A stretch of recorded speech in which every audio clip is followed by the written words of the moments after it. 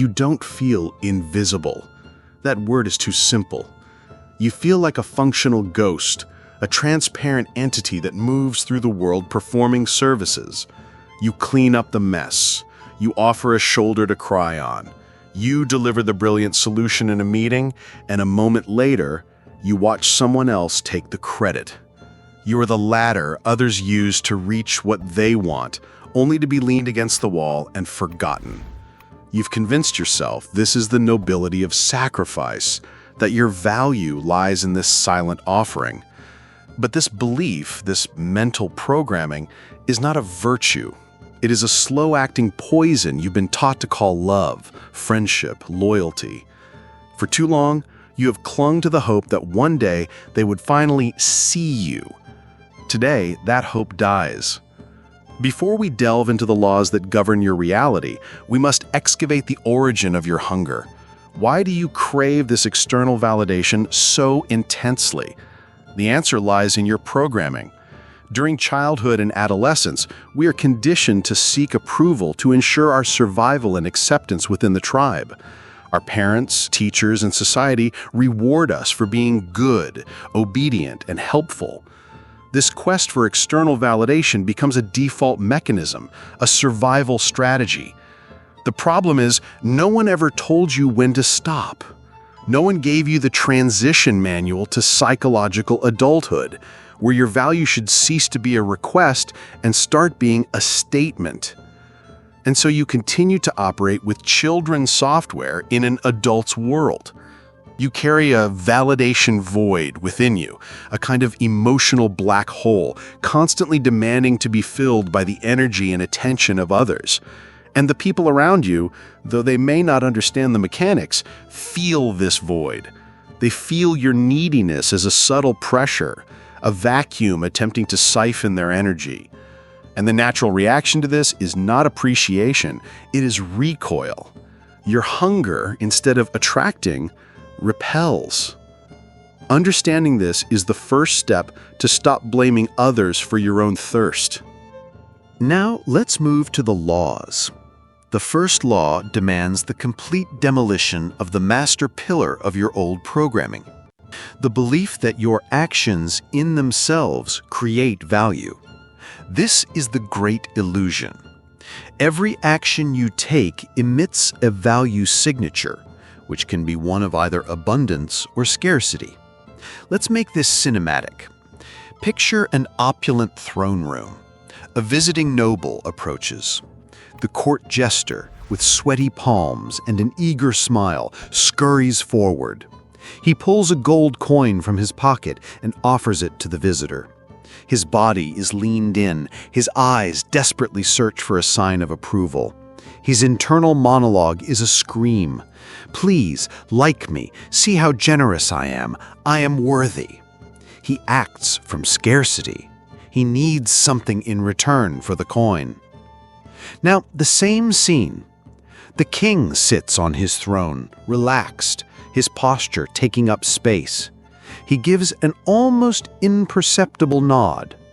A servant approaches, and he takes the same gold coin.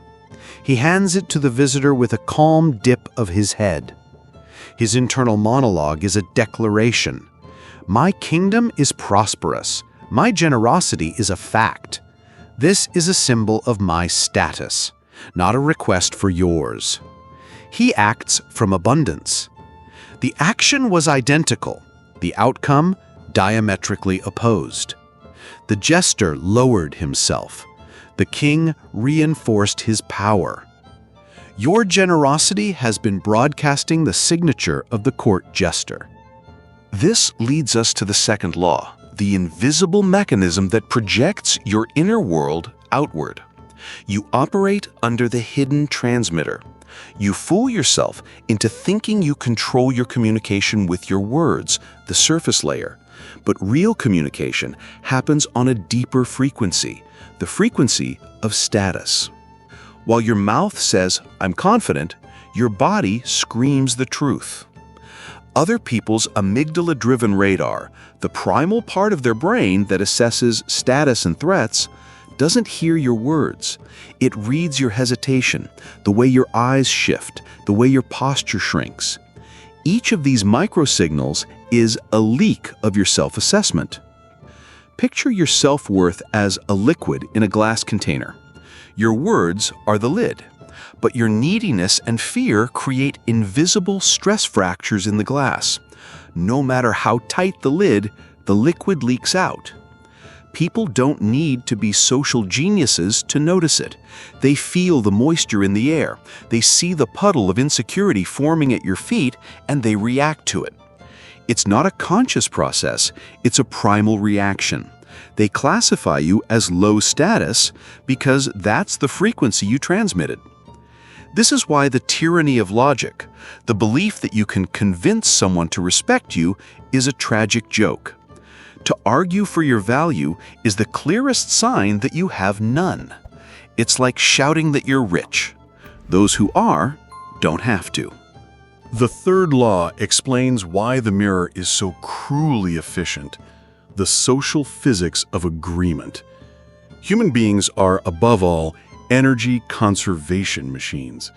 To challenge the social frame someone projects requires a metabolic and psychological energy expenditure.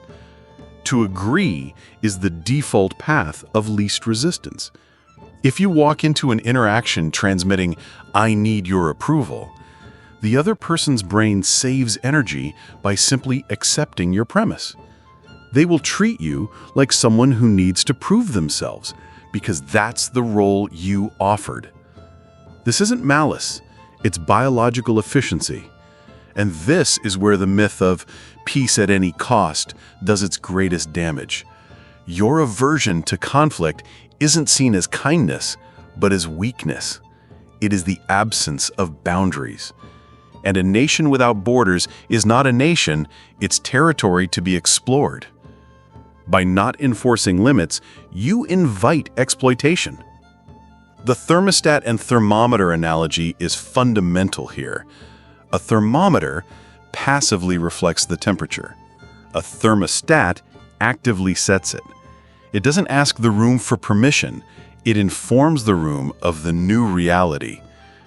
Being a thermometer not only makes you invisible, it makes you a dumping ground for others' negative energy. As you signaled, you will accept any temperature. You don't attract what you want, you attract what you are. And your information feed is no exception. The algorithm is a mirror. It's designed to show you more of what you already consume. If the depth of this content is the reality you seek, give that mirror a clear command. Like this video and subscribe to the channel. Do it not as a favor, but as an order for YouTube to feed you more tools like this and to stop serving you the superficial. Now, commanding the algorithm is easy. Commanding yourself is the real challenge. This brings us to the fourth and final law, the most important one: the recalibration of the mirror, the path of personal sovereignty. If the world is a reflection, then trying to clean the reflection by confronting others is an act of insanity. The only solution is to change the object being reflected. It is the transmutation of the moon into the sun. The moon is a cold, dead object that shines only when the light of an external source, the sun, hits it. Its value is borrowed, dependent. The sun, however, generates its own light and heat from the nuclear fusion in its core. Its value is inherent. The recalibration is the process of building that core. And this is not poetry, it is engineering. You need an arsenal. Tool 1. The Proof of Work Journal. Your subconscious is a skeptical judge. It doesn't believe in empty affirmations, it believes in hard evidence. Your task is to build an irrefutable case for your own competence. At the end of each day, you will write down 3 things you did that were difficult, that required courage or discipline, and that you completed. I went to the gym when I was exhausted. I finished the report I was procrastinating on. I spoke to that person who intimidates me. You are submitting evidence to your own internal court. rewriting, proof by proof, the verdict on your own worth.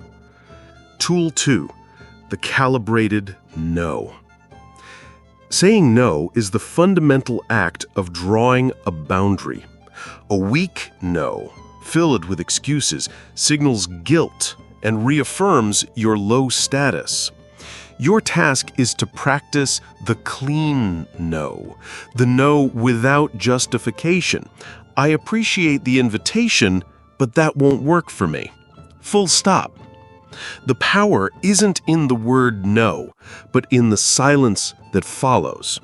It is in that silence that you force yourself to tolerate the discomfort of another's potential disapproval. And in doing so, your nervous system learns that you can survive it.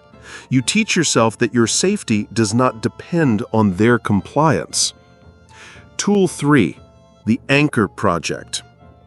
You need a source of value that is not human, that cannot disappoint or leave you. Choose a project, a skill, a cause that depends only on you. Learn a language, build an application, master an instrument, achieve a physical goal. This project becomes your anchor. When the sea of others' opinions is stormy, you hold on to this. The progress you make here is real, it's measurable, it's yours. It becomes your primary source of validation, generated internally. In the end, the quest to be valued is a fraud. The real journey is about becoming the source of your own value, so complete and unshakable that external validation becomes interesting noise, but ultimately irrelevant. The curse of one-sided investment isn't broken when others finally see you. It's pulverized the moment their opinion becomes indifferent to you. You've learned that your actions are the shell, but your frame is the core.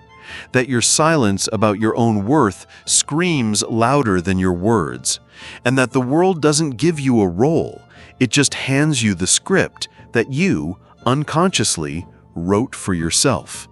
The power was never in their hands, it was always in yours.